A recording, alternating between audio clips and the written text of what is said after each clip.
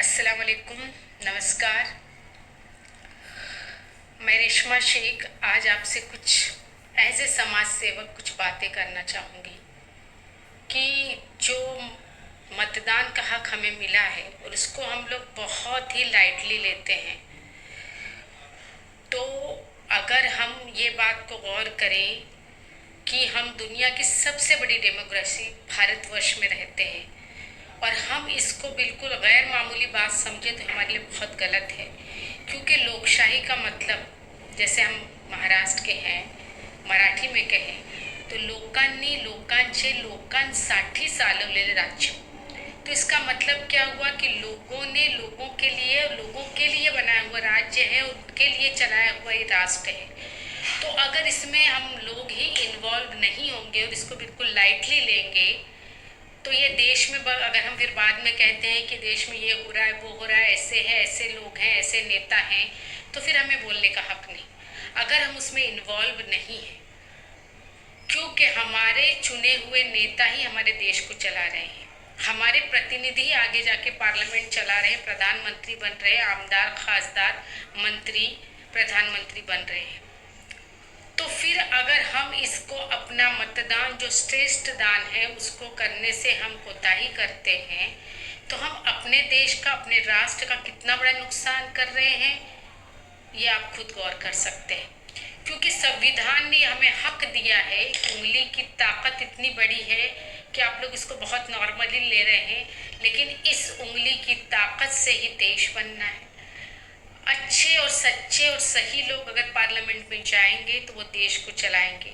आज गलत लोगों के हाथ में जिस तरह देश गया है, लोग कहते हैं मोदी की लहर है, लेकिन ये मोदी की लहर नहीं, ये धर्म का जहर फैलाने की कोशिश है और इस कोशिश को हम लोग कामयाब होने नहीं देंगे।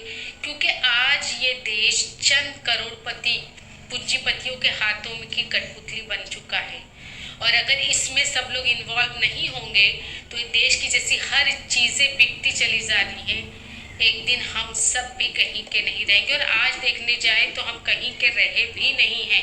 अगर आज भी अपने देश को हमने नहीं संभाला, उसकी बागडोर अपने हाथ में नहीं ली, तो ये देश ये जिस तरह से धर्म के नाम पर जिस तरह आज अंग्रेज आए, अंग्रेजों ने यही फूट डाली, हिंदू मुस्लिम किया और 200 साल हम पर राज किया।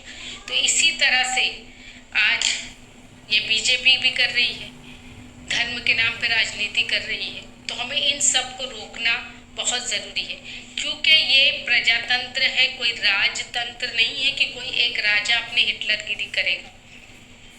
हम एक सेक्युलर पार्टी के हाथ में हमें देश को देना है, जो हमारे देश की बागडोर अच्छी तरह से संभाल सके और बाबा साहेब अम्बेडकर का जो सपना है उसको सार्थक कर सके। क्योंकि मोती मोती मिलकर एक माला बनती है और इसमें का एक मोती भी बिखर जाए तो पूरी माला बिखर जाती है।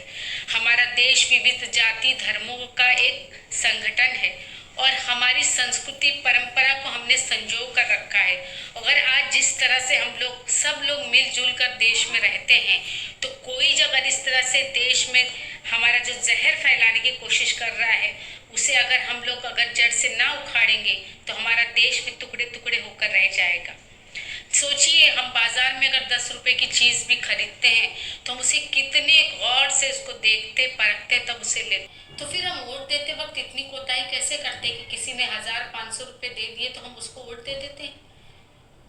इतने हम किस तरह से लापरवाह हो सकते हैं? क्योंकि ये एक उंगली की ताकत, गलत इंसान के लिए अगर एक बटन दब जाता है तो गलत इंसान अगर जिस तरह से तो हमें पढ़े लिखे अच्छे लोगों को अगर राजनीति में लाना है तो हम सबको मिलकर कोशिश करनी होगी कि हम किस तरह से अपने देश को आगे बढ़ाएं और अपने देश का झंडा ऊंचा उठाएं।